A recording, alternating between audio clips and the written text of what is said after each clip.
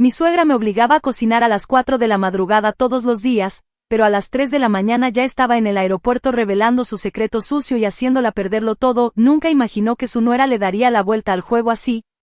Parte 1. El comienzo del infierno. Hola a todos.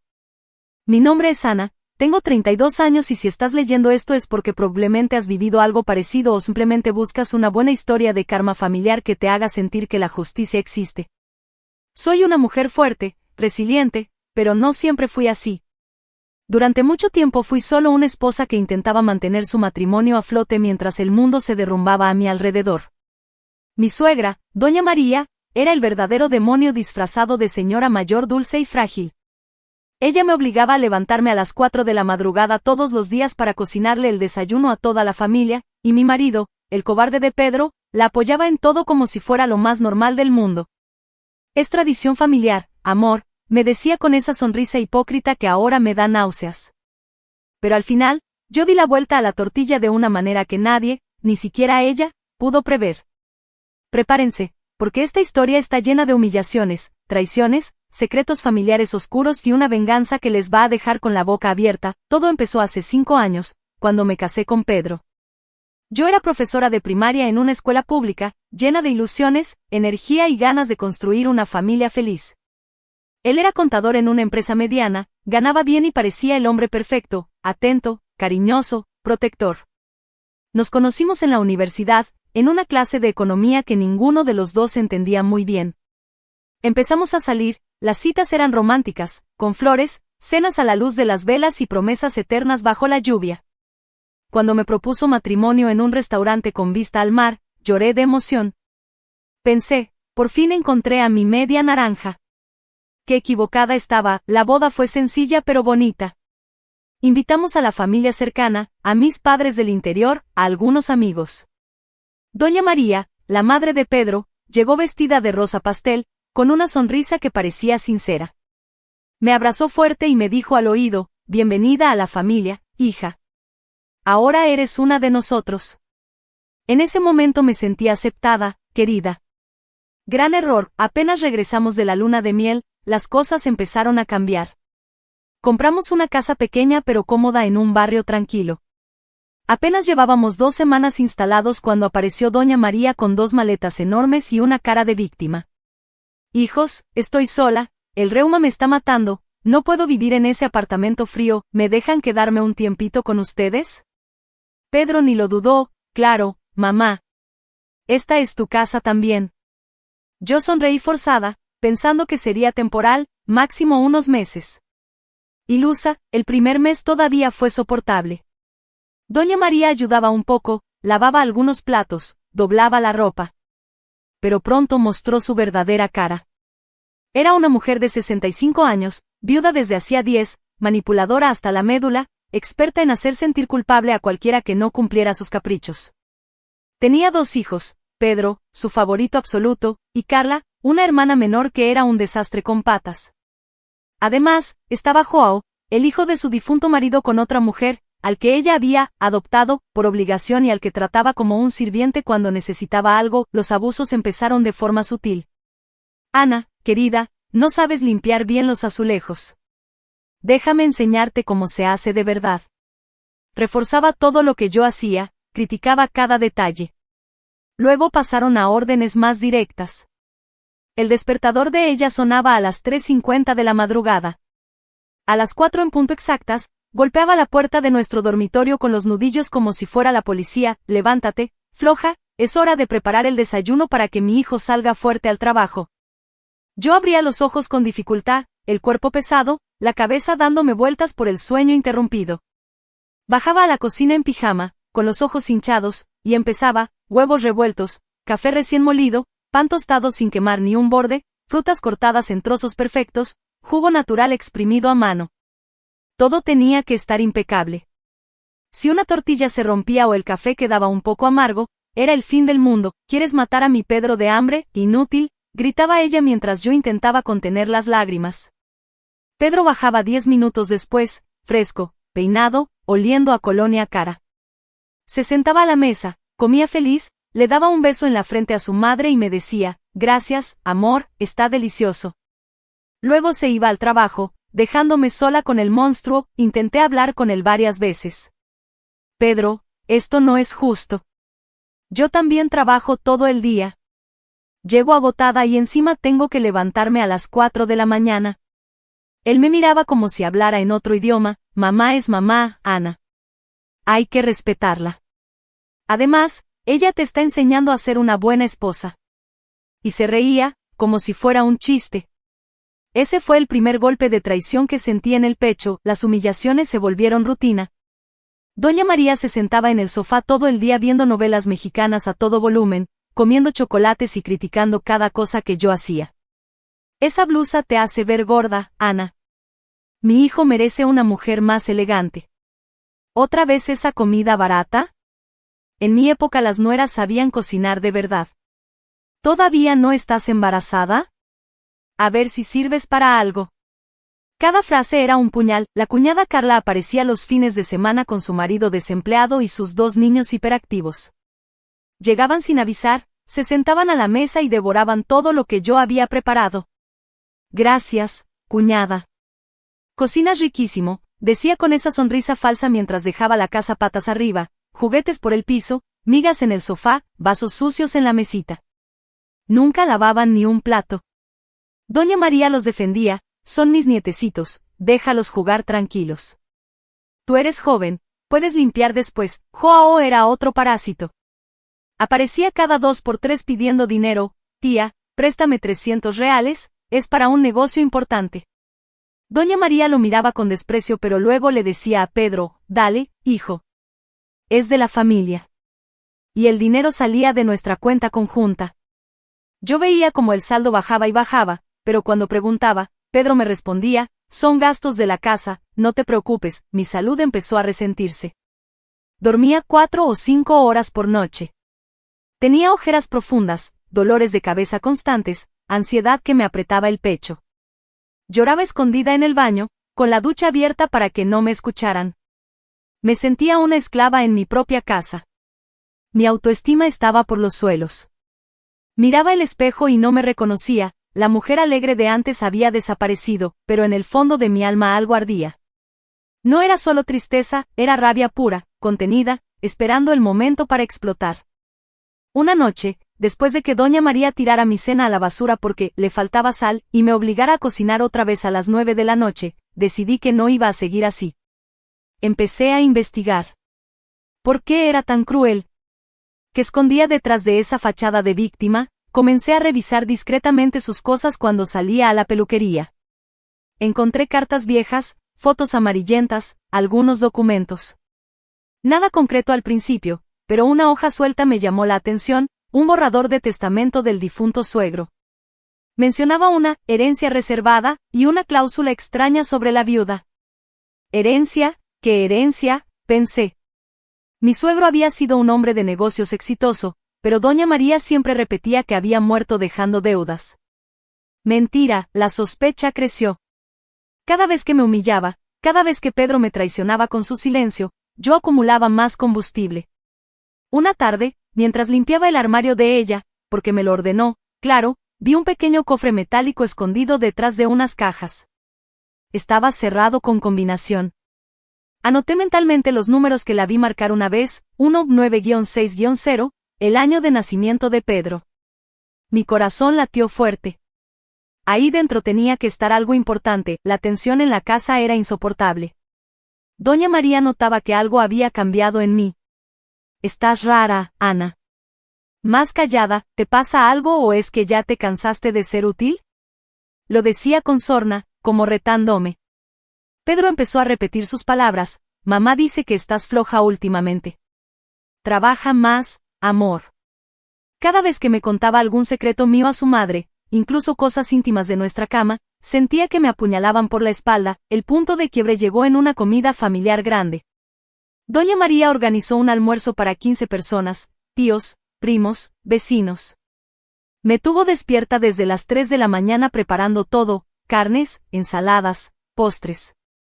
Cuando terminé, exhausta, ella me dijo delante de todos, miren qué buena empleada tengo. Ana cocina, limpia, lava, lástima que todavía no me ha dado nietos, ¿será que no sirve ni para eso? Todos rieron. Yo sentí que la sangre me hervía. Corrí al baño, me encerré y lloré hasta que no quedaron lágrimas.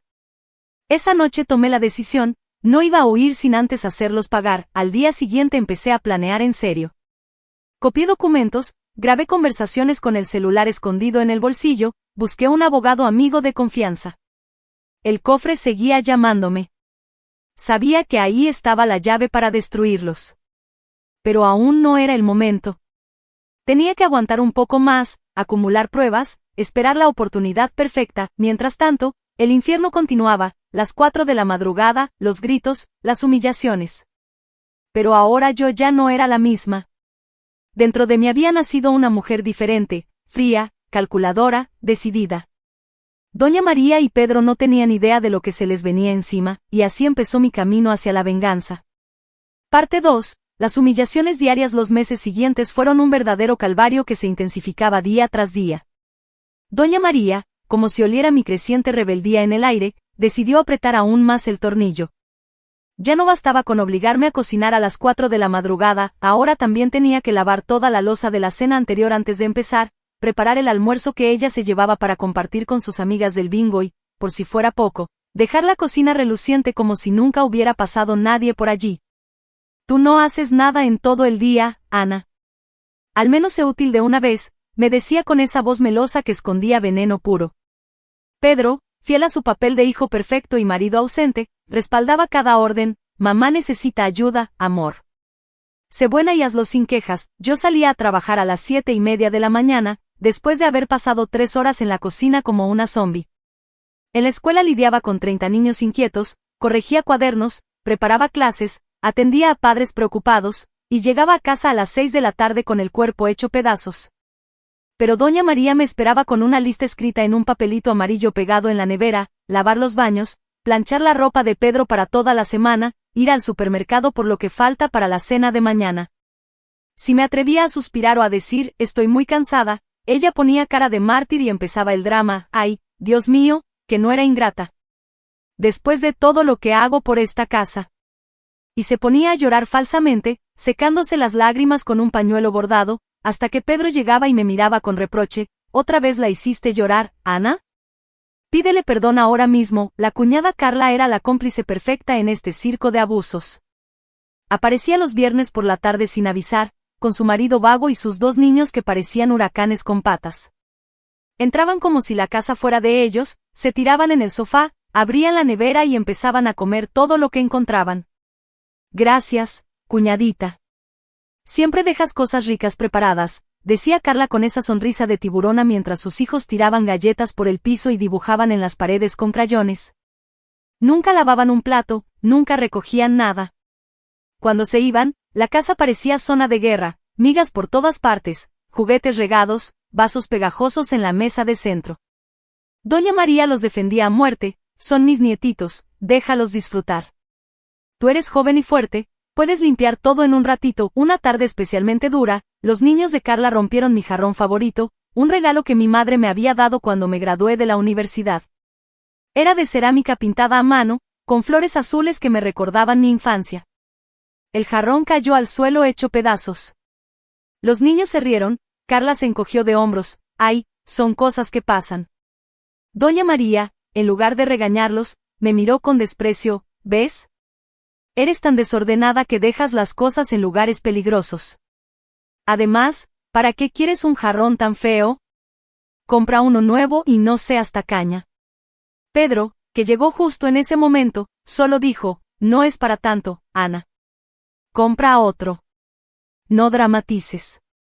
Sentí que algo se rompía dentro de mí, igual que el jarrón.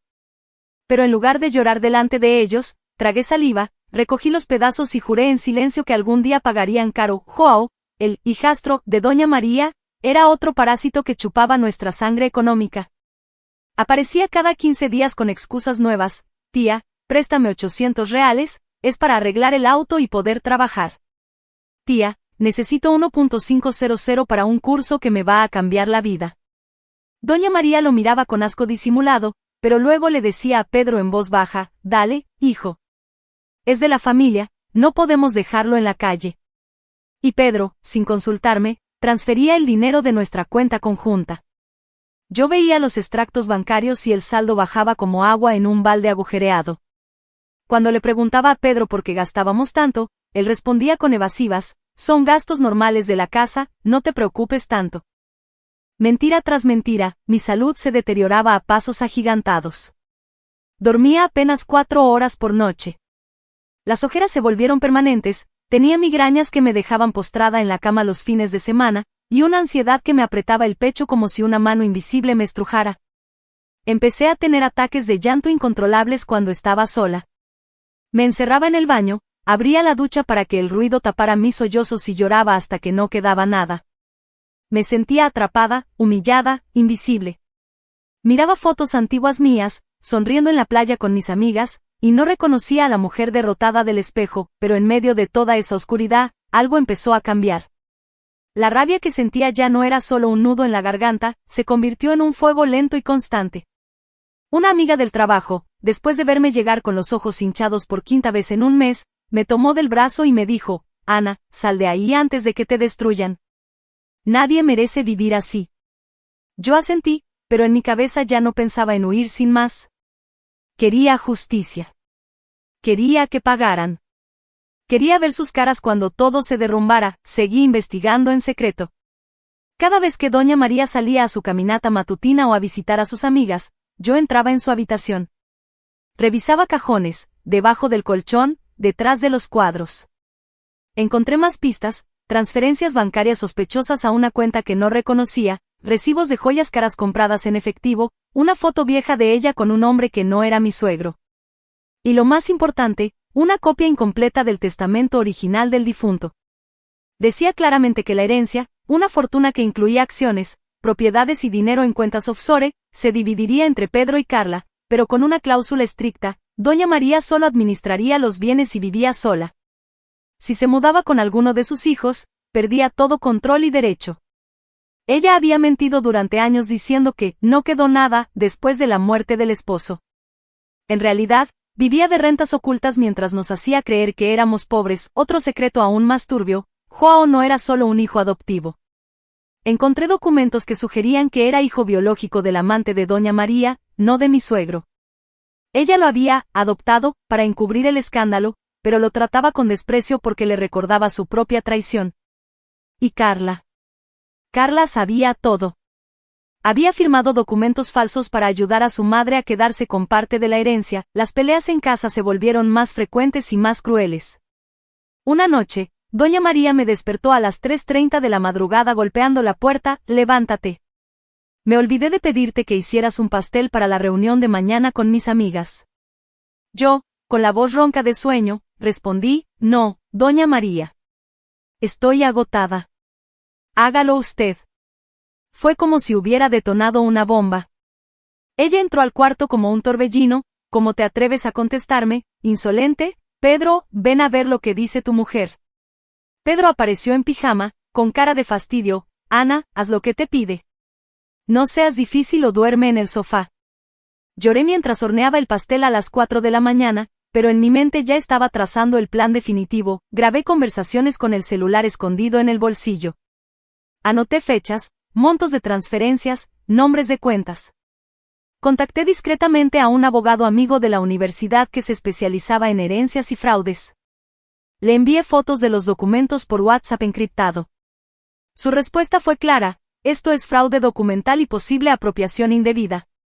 Si tienes las pruebas originales, puedes tumbar todo el esquema. Doña María empezó a sospechar que algo tramaba.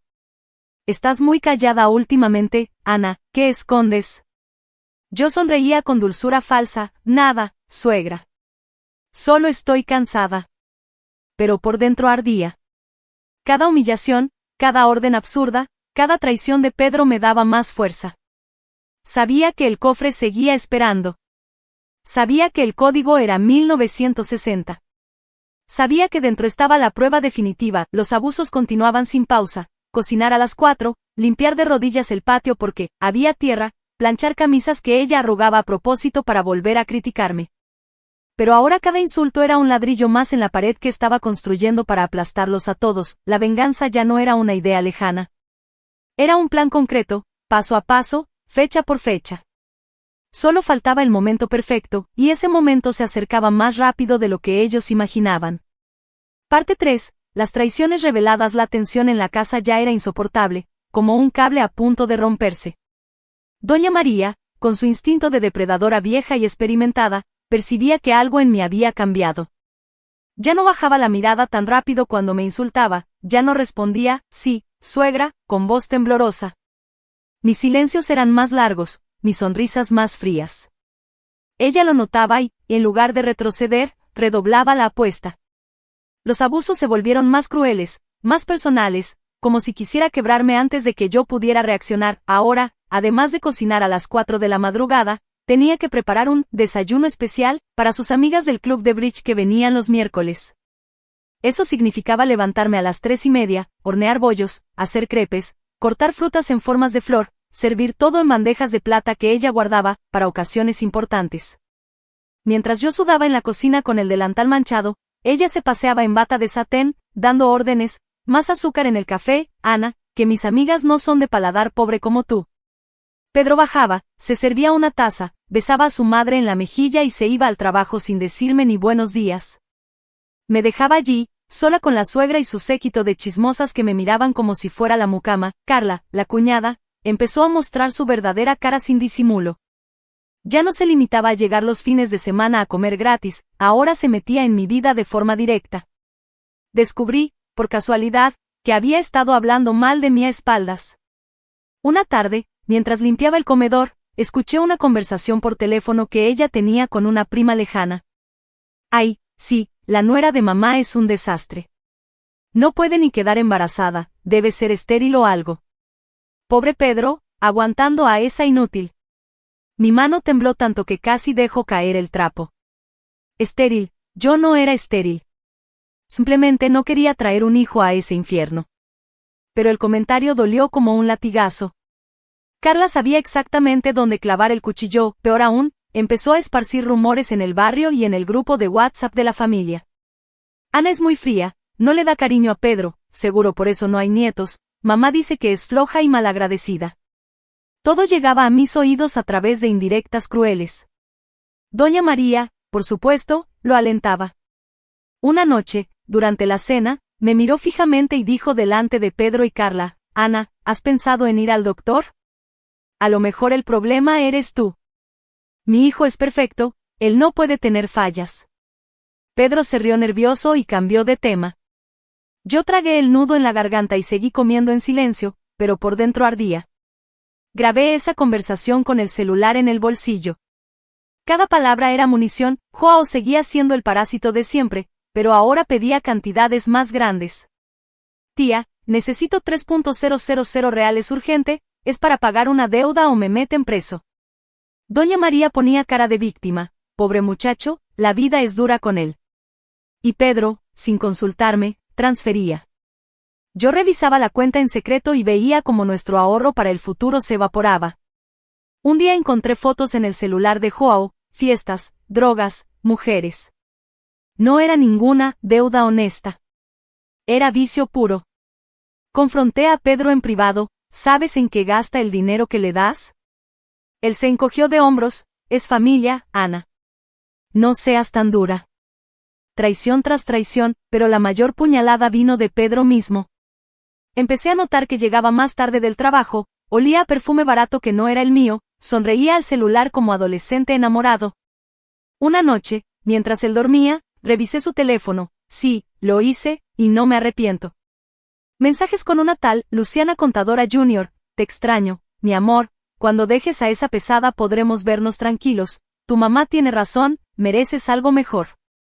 Mi corazón se detuvo. No era solo flirteo. Era una afer en marcha. Fotos de ellos en un bar, besos robados, planes de escapadas de fin de semana. Lloré en silencio esa noche, pero no de tristeza. De rabia. Doña María lo sabía todo.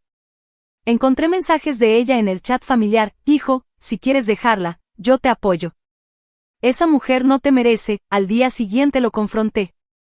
¿Quién es Luciana? Él palideció un segundo, luego se recompuso. Es una colega, Ana. No inventes cosas. Pero cuando le mostré las capturas de pantalla, explotó. Me estás espiando, eres paranoica. Mamá tenía razón, eres insoportable. Me asfixias. Doña María entró en la habitación en ese momento, como si hubiera estado escuchando detrás de la puerta. ¿Ves, Pedro? Te lo dije. Esta mujer es tóxica. Déjala ir. Me miró con triunfo en los ojos. Yo no respondí. Solo salí de la habitación, fui al baño y vomité. No de dolor, sino de asco. A partir de ahí, todo se aceleró. Doña María empezó a planear mi salida. Me ofrecía dinero para que me fuera. Toma 15.000 reales, Ana. Firma el divorcio y desaparece. Pedro necesita rehacer su vida.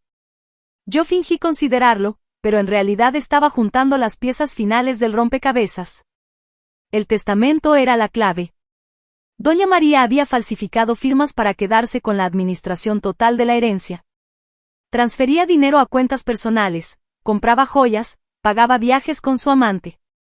Encontré extractos bancarios escondidos en el cofre, por fin logré abrirlo con el código 1960. Millones desviados durante años. Y lo peor, una carta escrita por mi suegro antes de morir, fechada 2 semanas antes de su ataque al corazón. Decía textualmente, María me está envenenando poco a poco. Lo sé. Si algo me pasa, revisen el testamento y protejan a mis hijos. Adjuntaba análisis de sangre con niveles altos de un medicamento que no le habían recetado. Contacté a un detective privado amigo de un colega. Le envié copias digitales. Su informe llegó una semana después, confirmaba adulterio de Doña María con un hombre llamado Roberto durante más de 15 años. Joao era hijo de Roberto, no de mi suegro. Carla había firmado documentos falsos a cambio de una tajada. Pedro, aunque al principio parecía ignorante, había empezado a firmar papeles sospechosos en los últimos meses, probablemente presionado por su madre. Las peleas diarias eran brutales. Doña María me humillaba en público, en la carnicería, en el supermercado, delante de vecinos. Mi nuera no sabe ni hervir agua, decía riendo.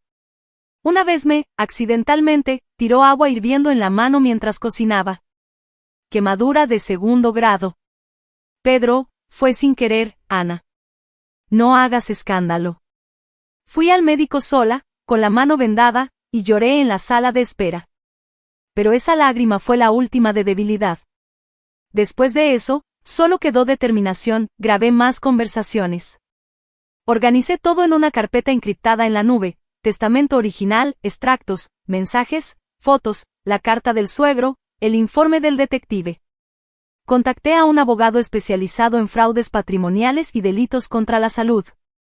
Le expliqué todo. Su respuesta: esto puede ser homicidio calificado por envenenamiento, además de estafa y falsificación. Si presentamos las pruebas en el momento justo, caen todos. Doña María empezó a ponerse nerviosa. Encontró una copia del testamento que yo había dejado, por accidente, en la mesa. ¿Qué es esto?, gritó blandiendo el papel. Yo me hice la sorprendida. No sé, suegra. Debe ser basura vieja. Pero vi el miedo en sus ojos por primera vez. Pedro también empezó a sospechar. Ana, ¿qué estás tramando? Yo sonreí dulcemente. Nada, amor. Solo estoy cansada de cocinar a las 4 de la mañana. La bomba estaba armada. Solo faltaba encender la mecha, y esa mecha la iba a encender yo misma, en una reunión familiar que nunca olvidarían. Parte 4. La descubrimiento del secreto principal. El aire en la casa se había vuelto espeso, casi irrespirable. Cada mañana, cuando el despertador de Doña María sonaba a las 3:50, yo ya estaba despierta, con los ojos abiertos en la oscuridad, planeando. No era insomnio por estrés, era estrategia. Sabía que el cofre era la pieza final del rompecabezas, y esa noche, mientras ella dormía profundamente después de una cena pesada con sus amigas, decidí actuar. Pedro roncaba a mi lado, ajeno a todo. Me levanté en silencio, descalza, con el corazón latiendo tan fuerte que temía que me delatara. Entré en la habitación de Doña María como un fantasma. La luz de la luna se filtraba por la persiana entreabierta, iluminando el cofre metálico escondido detrás de una pila de cajas viejas. Me arrodillé, marqué la combinación 19-6-0 y contuve la respiración. El clic fue casi inaudible, pero para mí sonó como un trueno. Abrí la tapa lentamente.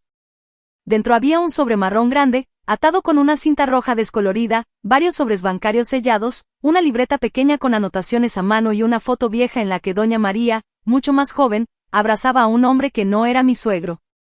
El hombre sonreía con complicidad de ella, con una mirada que nunca le había visto, de amor genuino, no de cálculo. Primero saqué el testamento original. Era un documento largo, escrito con letra formal de notario. Lo leí bajo la luz tenue del celular, con las manos temblando. Decía exactamente lo que sospechaba: la herencia del suegro, valorada en más de 3 millones de reales en propiedades, acciones y cuentas en el extranjero, se dividiría equitativamente entre Pedro y Carla. Pero había una cláusula clara y tajante: la viuda, María Elena dos Santos, solo administrará los bienes mientras mantenga residencia independiente. En caso de convivencia prolongada con cualquiera de los herederos o de terceros, perderá todo derecho de administración y los bienes pasarán directamente a los hijos legítimos. Doña María había violado esa cláusula desde el primer día que se mudó con nosotros. Y no solo eso, había falsificado firmas en documentos posteriores para mantener el control total. Encontré copias de poderes notariales con la firma del suegro que no coincidían con las muestras que tenía en otros papeles. Fraude puro y duro. Luego abrí los sobres bancarios. Transferencias mensuales a una cuenta llamada R. Almeida Consultoría. Montos que iban de 8.000 a 25.000 reales. Recibos de compras, joyas en una tienda de lujo del centro, un viaje a Europa para 2 personas, pagos de hotel en nombre de Roberto Almeida y acompañante. Roberto, el hombre de la foto. El amante. Doña María había estado desviando dinero de la herencia durante años para mantener su doble vida. Millones evaporados mientras nos hacía creer que no quedaba nada y que teníamos que vivir con austeridad, pero lo que me dejó helada fue la libreta. Era un diario improvisado, con fechas y anotaciones cortas. Hoy Roberto vino. Le di 15.000. Dice que Joao necesita más para la universidad. Pedro empieza a sospechar. Mejor que firme los papeles nuevos. Carla sabe todo, pero calla por su parte. Y luego, una entrada que me hizo sentir náuseas: el viejo se está poniendo difícil. El medicamento está funcionando lento, pero seguro. Pronto seré libre. Fechada 3 semanas antes de la muerte del suegro. Adjuntaba un recibo de farmacia por un frasco de un medicamento para el corazón que no le habían prescrito. Y al final de la libreta, pegado con cinta adhesiva, un análisis de sangre del suegro con niveles altísimos de digoxina, un fármaco que en sobredosis causa paro cardíaco. No era un ataque al corazón natural. Era asesinato lento. Lloré en silencio allí mismo, sentada en el piso frío. No por el suegro, a quien apenas conocí, sino por la monstruosidad de todo. Doña María no solo nos había esclavizado, había matado a su marido por dinero y poder. Y Joao, encontré un sobre aparte con un examen de ADN. Joao no era hijo del suegro. Era hijo de Roberto Almeida. Doña María lo había adoptado para encubrir el embarazo y mantener las apariencias, pero lo odiaba porque le recordaba su traición. Lo usaba como excusa para pedir más dinero, para justificar transferencias. Carla lo sabía todo y firmaba documentos falsos a cambio de una tajada silenciosa. Salí de la habitación con todo fotografiado en mi celular. Subí las imágenes a una nube encriptada que solo yo conocía. Al día siguiente, fingí normalidad. Cociné a las 4 de la madrugada como siempre: huevos, café, pan. Doña María bajó y me miró con sospecha. ¿Por qué estás tan callada hoy, Ana? ¿Te pasa algo? Sonreí dulcemente. Nada, suegra. Solo estoy un poco cansada. Pero por dentro, el fuego ardía con más fuerza que nunca. Los abusos continuaron, pero ahora los soportaba con una calma extraña. Doña María me obligaba a limpiar el garaje entero de rodillas porque había polvo acumulado. Pedro se reía: hazlo rápido, amor, que mamá quiere el auto limpio para salir. Carla llegó un fin de semana con una lista de regalos que quería para su cumpleaños. Cuñadita, ¿me ayudas a comprar esto? Tú sabes elegir bien. Joao apareció pidiendo 7.000 reales para un tratamiento médico urgente. Doña María, dale, Pedro. El pobre está enfermo. Yo asentía, obedecía, pero grababa cada conversación, cada transferencia. Pedro empezó a mostrar más señales del afer.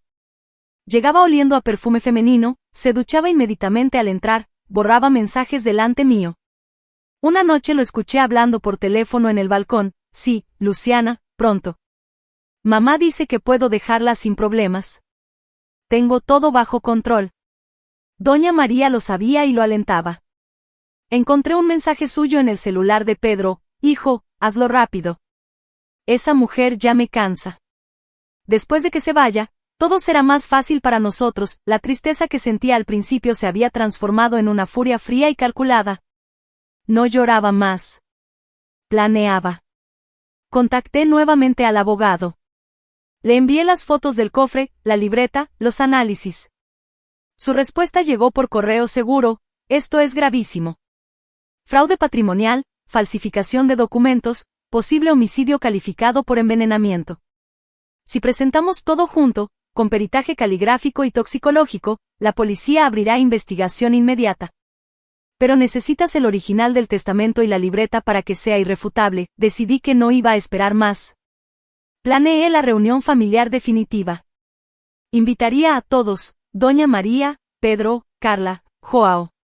Diría que era para discutir el futuro de la familia. Prepararía una cena especial, irónicamente, la última que cocinaría para ellos a las 4 de la madrugada, y, en el momento justo, soltaría la bomba. Pero antes, copié todo lo que pude del cofre sin que se notara. Dejé el original en su lugar, pero con una marca sutil para saber si lo tocaban. Doña María empezó a ponerse paranoica.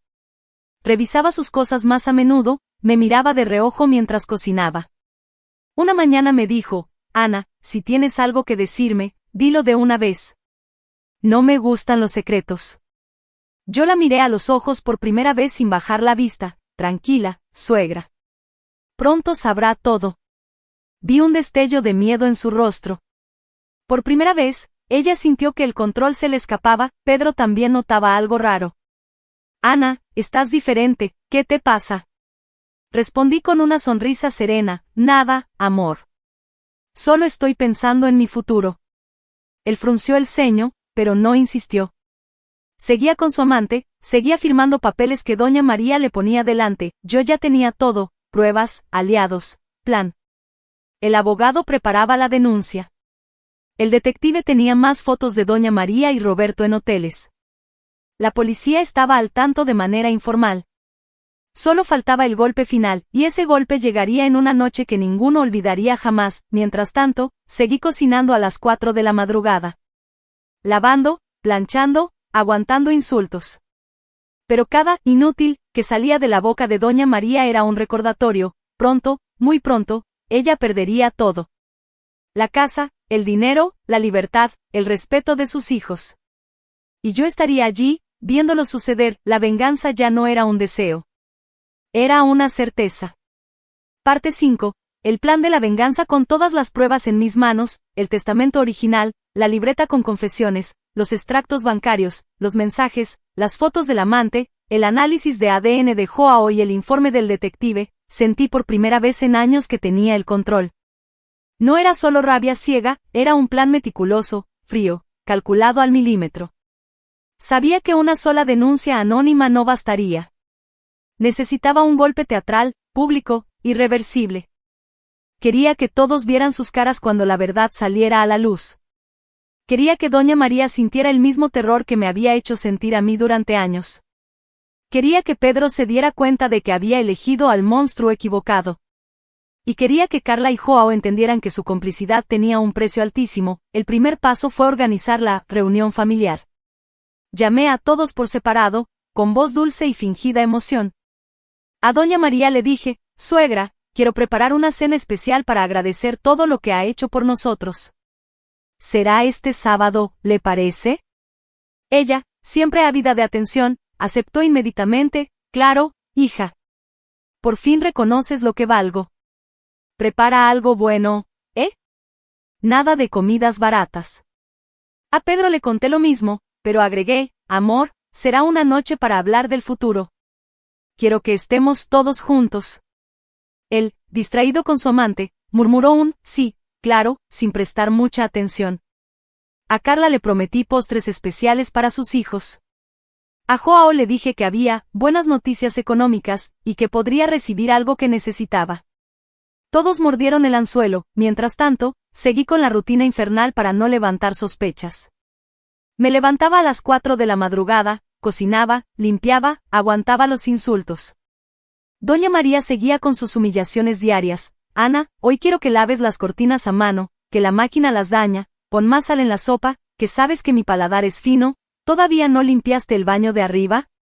Eres lenta como una tortuga. Pedro llegaba tarde, olía a Luciana, me besaba en la frente como si nada y se iba a dormir. Carla pasaba por la casa, de casualidad, para pedir favores. Cuñadita, ¿me prestas 500 reales? Es para los niños. Joao llamaba lloriqueando, tía, solo 4.000 más y salgo del problema. Yo asentía, sonreía, grababa todo en secreto.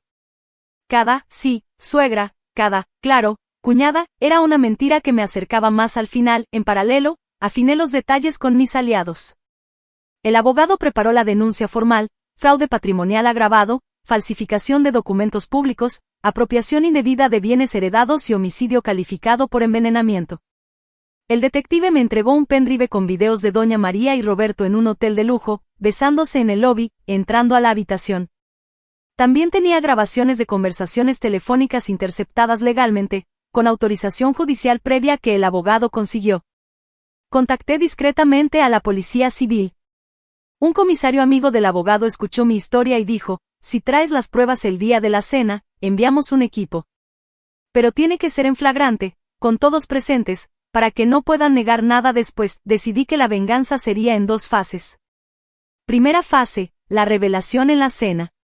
Segunda fase, la detención inmediata. Para la cena, planeé un menú irónico, todo lo que Doña María me obligaba a preparar a las 4 de la madrugada, pero en versión exagerada y perfecta. Empezaría con un desayuno completo servido a las 8 de la noche, huevos benedictinos, pan artesanal, frutas talladas, café importado. Luego entraría el plato fuerte, un asado que tardaría horas en prepararse, simulando las madrugadas de cocina. Postres caseros que ella siempre criticaba. Todo servido en la mesa del comedor, con velas, música suave de fondo. Parecería una reconciliación. En realidad, sería una trampa. Compré un proyector pequeño y portátil. Lo escondería detrás del aparador. Tenía preparado un pendrive con todas las pruebas digitalizadas, escaneos del testamento, páginas de la libreta, transferencias bancarias, fotos, videos, mensajes. Lo conectaría al proyector en el momento justo.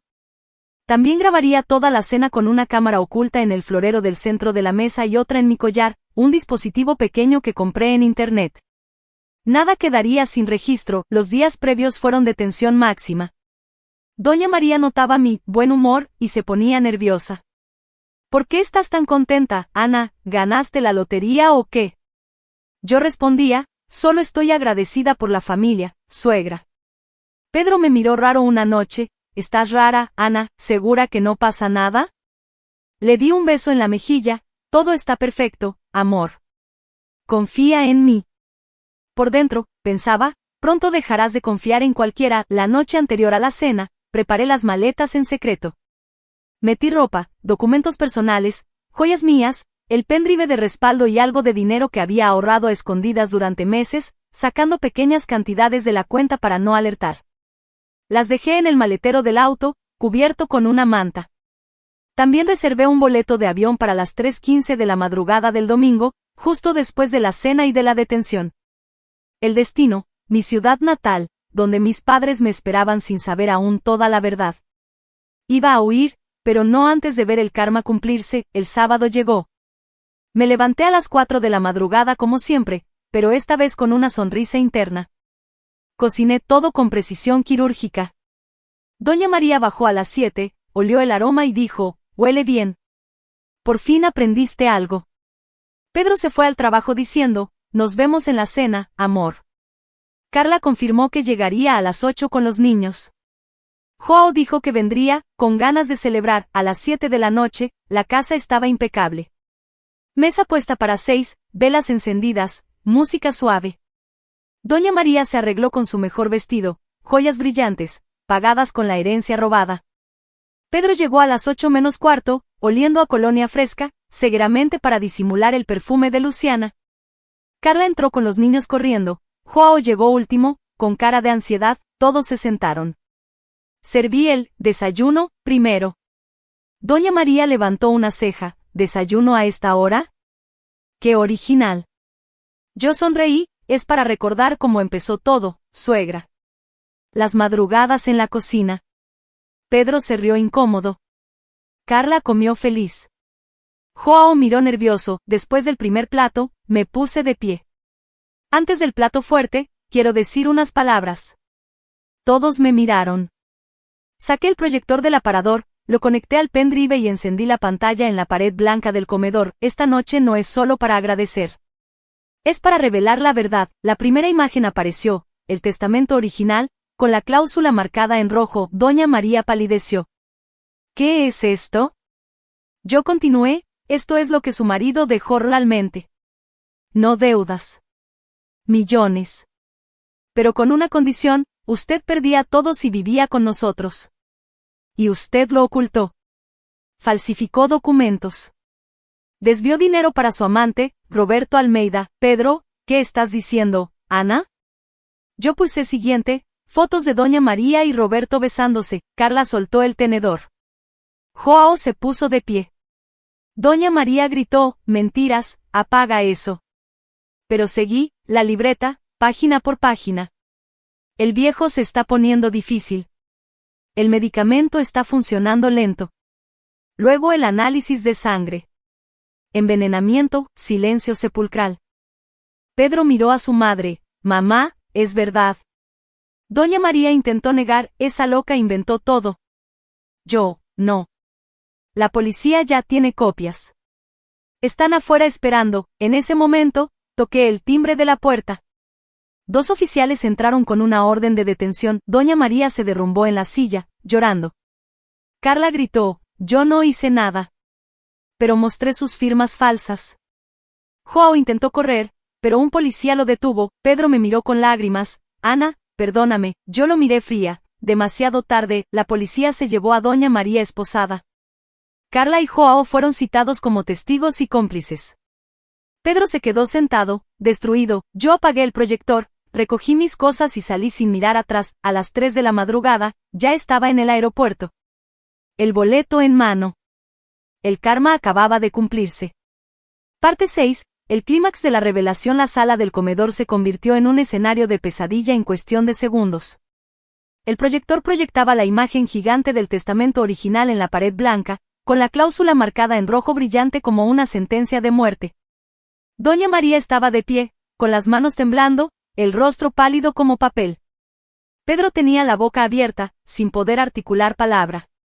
Carla dejó caer el tenedor con un ruido metálico que resonó en el silencio.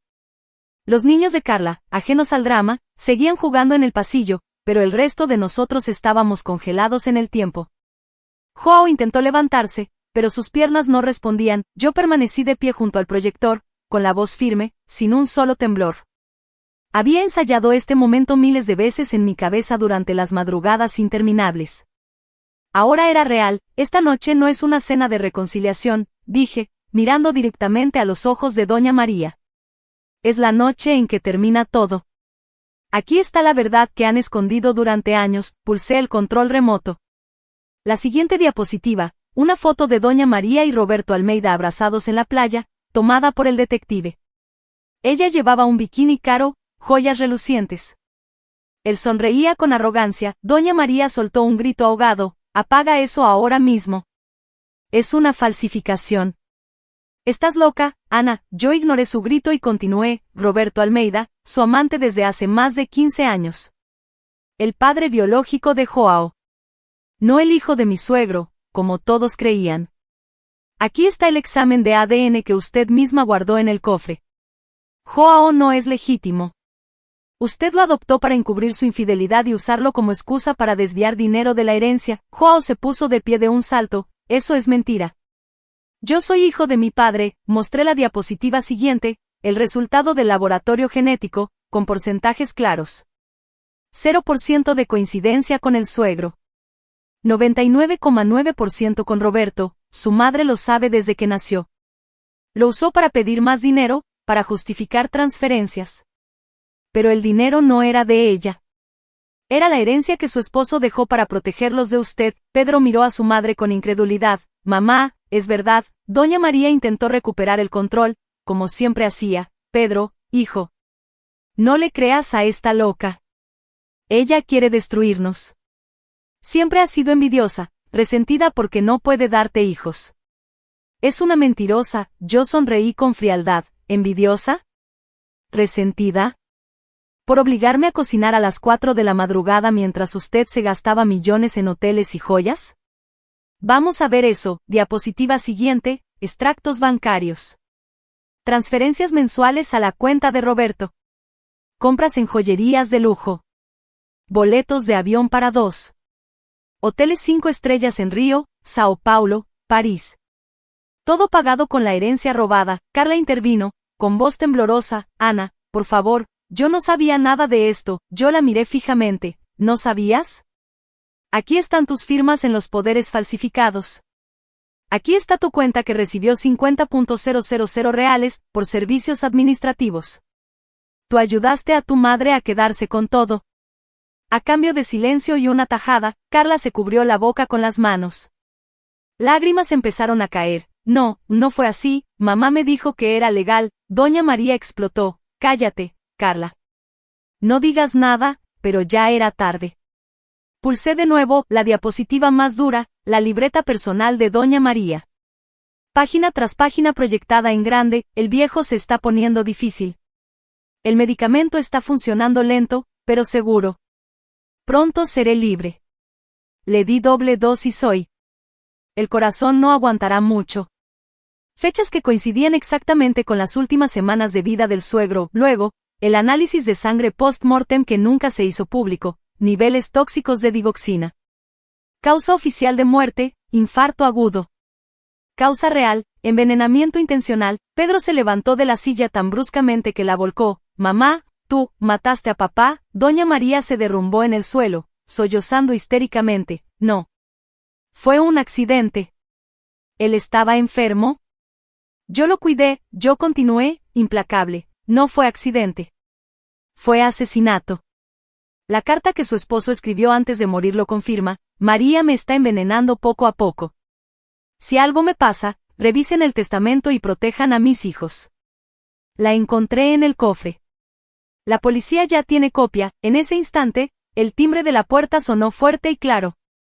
2 oficiales de policía civil entraron, seguidos por un comisario y un perito judicial. Llevaban la orden de detención en la mano. María Elena dos Santos, queda usted detenida por sospecha de homicidio calificado, fraude patrimonial agravado, falsificación de documentos y apropiación indebida de bienes hereditarios. Doña María gritó como poseída. No. Suéltenme. Pedro, ayúdame.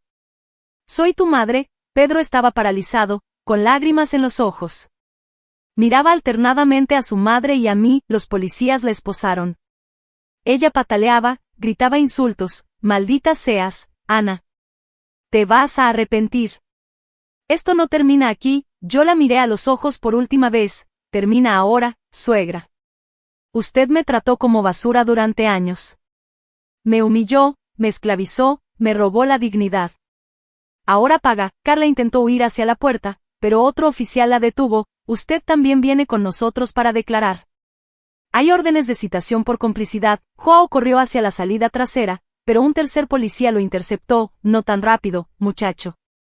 Tú también tienes explicaciones que dar sobre las transferencias y el uso del dinero. Pedro se acercó a mí, con la voz rota. Ana, por favor, perdóname. Yo no sabía, mamá me manipuló. Yo te amo. Lo miré con una mezcla de lástima y desprecio. ¿Me amas? Me traicionaste todos los días. Contabas mis secretos a tu madre. Tenías una amante mientras yo cocinaba a las 4 de la madrugada para complacerla. Firmaste papeles falsos.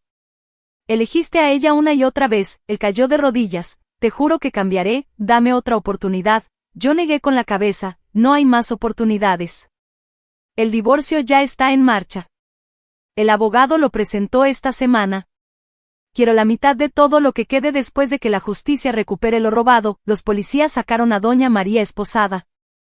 Ella seguía gritando maldiciones mientras la metían en el patrullero. Carla lloraba desconsoladamente, abrazando a sus hijos que ahora entendían que algo terrible pasaba. Joao fue llevado en otro vehículo, la casa quedó en silencio. Solo quedábamos Pedro y yo, él intentó tocarme la mano. Yo retrocedí, no me toques nunca más, recogí mi bolso, el pendrive del proyector y la cámara oculta del florero. Todo grabado. Todo documentado. Subiría fragmentos editados a un canal anónimo de YouTube más tarde, para que el karma fuera público. Que el mundo viera lo que habían hecho. Salí de la casa sin mirar atrás. El auto esperaba en la calle. Subí, encendí el motor y manejé directo al aeropuerto. Eran las 2:45 de la madrugada. El vuelo salía a las 3:15. Mientras esperaba en la sala de embarque, recibí un mensaje del abogado. La detención fue exitosa. Doña María está en prisión preventiva. El juez congeló todas las cuentas. La herencia será redistribuida según el testamento original. Usted tiene derecho a indemnización por daños morales y materiales. Sonreí por primera vez en años. Una sonrisa verdadera, de triunfo. Pedro me llamó 1000 veces. No contesté. Bloqueé su número. Doña María perdió todo, la libertad, el dinero, el control, el respeto de sus hijos. Carla quedó desheredada y con procesos pendientes. Joao volvió a la calle, sin apoyo. Pedro perdió su empleo por el escándalo familiar que salió en los diarios locales. Luciana lo dejó cuando vio las noticias. Yo, en cambio, volé hacia mi libertad. A las 3 de la mañana exactas, el avión despegó. Miré por la ventana las luces de la ciudad que se alejaban. Nunca más cocinaría a las 4 de la madrugada para nadie. El juego había terminado, y yo había ganado. Parte 7. La resolución y el karma. El avión despegó a las 3:15 de la madrugada exactas, y cuando las luces de la ciudad se perdieron debajo de mí, sentí que un peso enorme se desprendía de mi pecho. Por primera vez en años, respiré profundo sin que el miedo me apretara la garganta. No era solo escapar, era renacer. El boleto de ida a mi ciudad natal, donde mis padres me esperaban sin saber aún toda la magnitud del infierno que había vivido, representaba el comienzo de una vida que yo misma iba a construir. Sin suegra manipuladora, sin marido traidor, sin madrugadas de humillación. Solo yo, libre, durante el vuelo de 3 horas, no dormí. Miraba por la ventanilla, repasando mentalmente cada detalle de la noche anterior. La cara de doña María cuando la esposaron, los gritos desesperados, las lágrimas de Carla, el silencio atónito de Pedro. Todo había salido exactamente como lo planeé. Pero la venganza no termina con la detención, termina cuando el karma se completa y la vida de los culpables se desmorona pieza por pieza. Al aterrizar, mis padres me recibieron en el aeropuerto con abrazos que olían a hogar. Mamá lloró al verme tan delgada, con ojeras profundas y una mirada que ya no era la de antes. Papá solo dijo, hija, estás en casa. Cuéntanos todo cuando estés lista. No conté todo esa misma noche. Solo les dije que el matrimonio había terminado, que necesitaba tiempo para sanar. Pero en los días siguientes, poco a poco, les revelé la verdad. Cuando les mostré las capturas del testamento, los mensajes, la libreta de doña María, mamá se tapó la boca horrorizada. Papá apretó los puños, esa mujer es un monstruo. Gracias a Dios que saliste de ahí, el divorcio se tramitó rápido. El abogado que contraté fue implacable. Presentó todas las pruebas, el fraude patrimonial, la falsificación, el envenenamiento. El juez, al ver la gravedad de los hechos, otorgó una indemnización por daños morales y materiales que superaba los 400.000 reales. Además, como Pedro había firmado documentos falsos, aunque bajo presión de su madre, perdió cualquier derecho a reclamar la mitad de los bienes comunes. La herencia original se redistribuyó según el testamento del suegro. Pedro y Carla recibieron su parte legítima, pero después de que la justicia recuperara lo desviado por doña María. Sin embargo, ambos quedaron con deudas legales, procesos pendientes y una reputación destruida. Doña María fue condenada en primera instancia a 22 años de prisión por homicidio calificado, fraude agravado y apropiación indebida. El peritaje toxicológico confirmó la sobredosis de digoxina. El juez la calificó como crimen premeditado y cobarde. En la cárcel, perdió todo contacto con sus hijos. Pedro la visitó solo una vez, y salió llorando. Carla nunca fue. Joao desapareció, se dice que volvió a las calles, sin dinero ni apoyo. Pedro perdió su empleo en la empresa de contabilidad. El escándalo salió en los periódicos locales y en redes sociales. Sus colegas lo evitaban, los clientes se fueron. Terminó viviendo en un departamento pequeño alquilado, trabajando como freelance por sueldos miserables. Luciana, su amante, lo dejó en cuanto vio las noticias. No quiero problemas con una asesina en la familia. Él me llamó durante meses, dejando mensajes de voz suplicantes. Ana, por favor, perdóname. Fui un idiota. Mamá me manipuló toda la vida. Te extraño. Los borré todos sin escucharlos completos. Bloqueé su número, sus redes, su existencia. Carla perdió la custodia compartida de sus hijos temporalmente. El juez consideró que su complicidad en el fraude la hacía no apta para cuidar a los menores mientras durara el proceso. Su marido la abandonó, harto de los problemas. Ella terminó viviendo con una tía lejana, trabajando en un supermercado, llorando en redes sociales con publicaciones victimistas. La vida es injusta, me quitaron todo. Nadie le creyó. La gente recordaba cómo había tratado a su cuñada, cómo había esparcido rumores, cómo había vivido a costa mía. Joao, el más perdido de todos, terminó en la cárcel por un tiempo por posesión de drogas y robo menor. Sin el dinero de Doña María, no pudo mantener su estilo de vida. Volvió a ser el chico olvidado que siempre había sido. Yo, en cambio, empecé a reconstruir. Con la indemnización compré una casita modesta pero mía en el barrio donde crecí.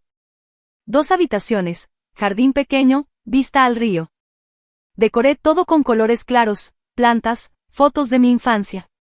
Volví a dar clases, pero esta vez en una escuela privada que pagaba mejor y respetaba mi horario. Me levantaba a las 7 de la mañana, no a las 4. Desayunaba tranquila, leía un libro, salía a caminar. Dormía 8 horas seguidas.